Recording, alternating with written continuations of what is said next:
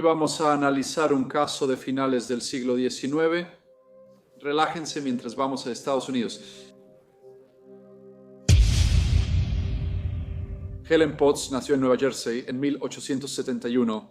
Ella provenía de una familia de clase media y era la mayor de los dos hijos de sus padres. Cuando nació, Estados Unidos vivía un auge económico. Los años posteriores al final de la Guerra Civil vieron la construcción de muchas fábricas y la gente comenzó a mudarse de los pueblos rurales para establecerse en áreas más grandes y urbanas. Con la expansión de los ferrocarriles, muchas zonas antes remotas se volvieron accesibles. El crecimiento industrial transformó la sociedad estadounidense y creó una nueva clase de industriales ricos. El número de familias de clase media creció. La inmigración siguió y aumentaron las oportunidades para los jóvenes. Esta fue una época emocionante para el país y para 1889, cuando Helena era una mujer joven, Estados Unidos se había convertido en la economía más productiva del mundo, con su industria produciendo el doble que su competidor más cercano, que en ese momento era Gran Bretaña. A los 18 años, Helena conoció a un joven caballero llamado Carlisle Harris. Él era 2 años mayor que ella, ya que había nacido en septiembre de 1869. Él era de Glen Wells, condado de Warren, Nueva York, y en el verano de 1889 su padre compró una propiedad junto al mar en Ocean Grove, Nueva Jersey. Como Helen, Carlisle era uno de 2 hijos y venía de una familia respetable. No obstante, su padre no pudo darles a sus hijos una crianza tan privilegiada como la de Helen. Helen era consentida por sus padres y especialmente por su madre, mientras que Carlisle trabajó desde joven para ayudar a sus padres, aunque siempre siguió estudiando. Cuando conoció a la señorita Helen Potts, acababa de terminar su primer año en el Colegio de Médicos y Cirujanos de Nueva York, una prestigiosa institución donde estudiaba medicina. Pronto empezaron a pasar mucho tiempo juntos y parecían tenerse mucho cariño. La señorita Potts se mostraba como una persona dulce e inocente y como alguien que poseía todas las virtudes y buenas maneras asociadas con las jóvenes damas de finales del siglo XIX. Sin embargo, anteriormente había estado comprometida con un joven caballero llamado Sr. Harry Brown. El compromiso no duró mucho tiempo. La madre de Helen afirmó que su hija se había cansado del joven y terminó la relación. Sin embargo, la familia del Sr. Brown aseguró que él rompió el compromiso. Al finalizar el verano, Carlisle volvió a la universidad, pero continuó viendo a Helen. A menudo regresaba a Ocean Grove para verla. La señora Cynthia Potts, madre de Helen, siempre se alegraba al ver al joven inteligente que estudiaba para doctor. Pero al poco tiempo empezó a preocuparse. Antes pensaba que su hija era muy joven para comprometerse, y mientras el señor Carlisle Harris seguía visitándola, podía ver que Helen estaba muy interesada en él. Cuando Helen le dijo a su madre que quería comprometerse por segunda vez, la señora Potts le aconsejó esperar. Sin embargo, la pareja siguió viéndose tan seguido como les era posible.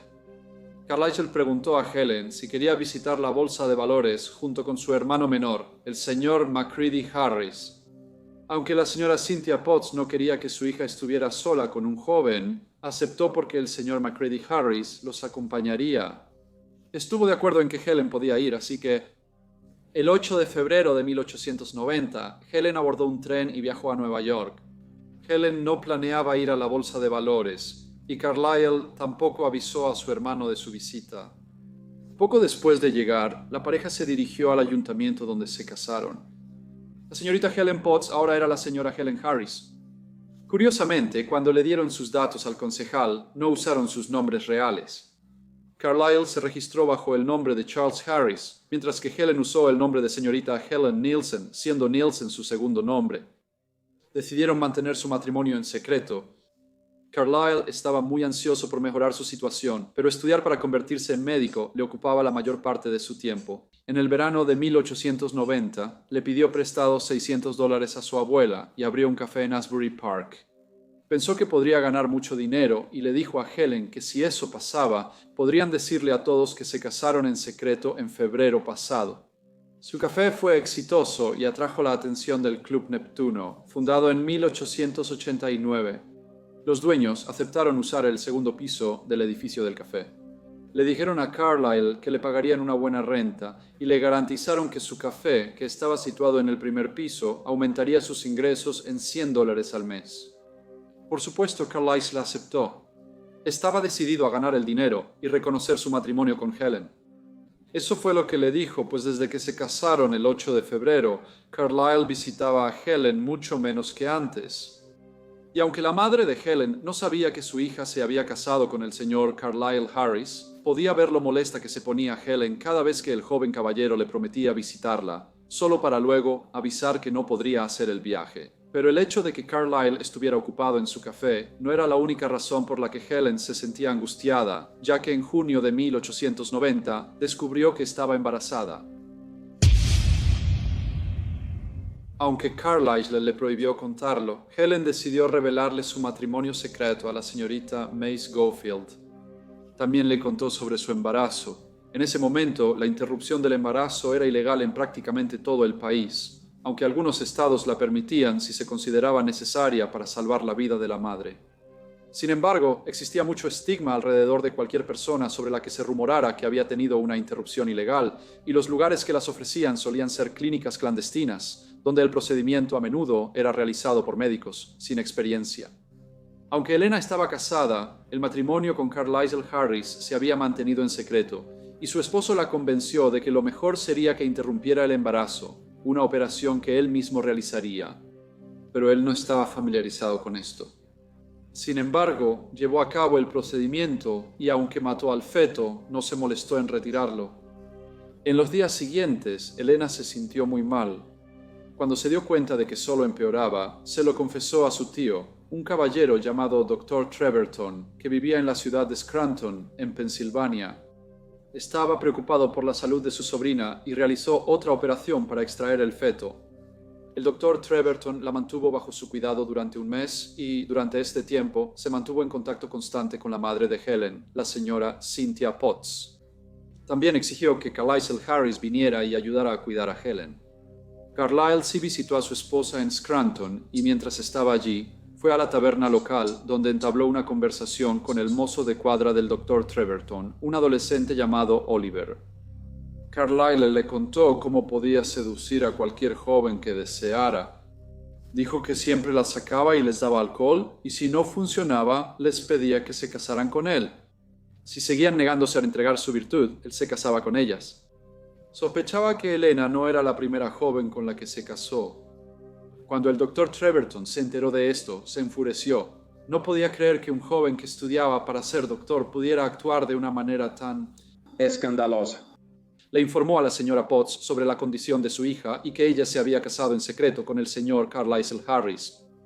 También consideró informar al Colegio de Médicos y Cirujanos de Nueva York sobre el comportamiento escandaloso de uno de sus estudiantes. Pero sabiendo que esto podría exponer la relación y convertir a la familia Potts en objeto de ridículo y escándalo, decidió que no llevaría el asunto más allá. Sin embargo, los problemas de Carlisle aumentaron cuando arrendar el primer piso de su cafetería al Club Neptuno resultó desastroso.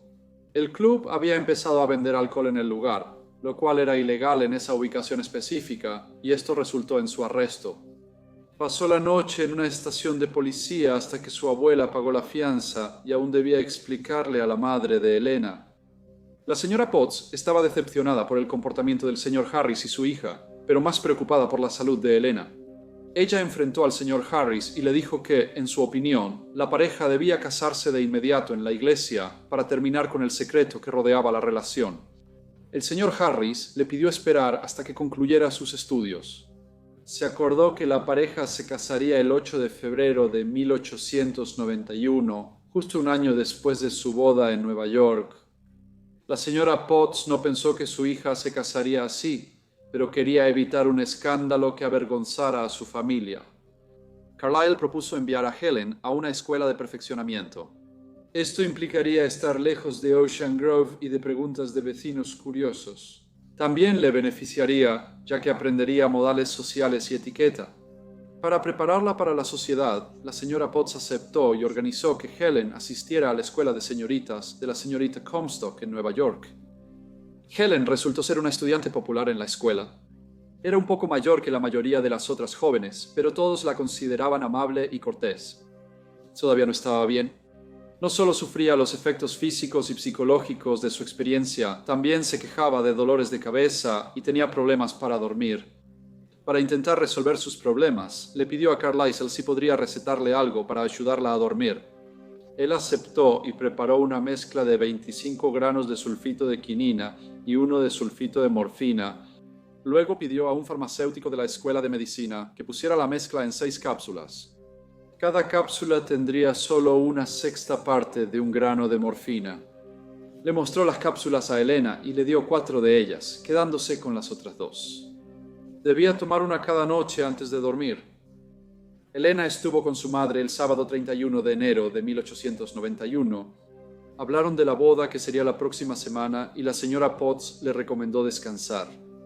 Seguía preocupada por su hija. Esa noche Helena se sintió mal. Sus compañeras de cuarto volvieron del concierto y encontraron a Helena haciendo ruidos extraños.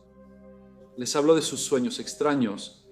Las demás chicas le dijeron que durmiera, que necesitaba descansar, pero Helena tenía miedo. Dijo que si dormía tal vez no despertaría. Las chicas fueron por el director, quien notó que algo no estaba bien con la señorita Helena Potts. Tenía dificultad para respirar y su piel estaba muy pálida.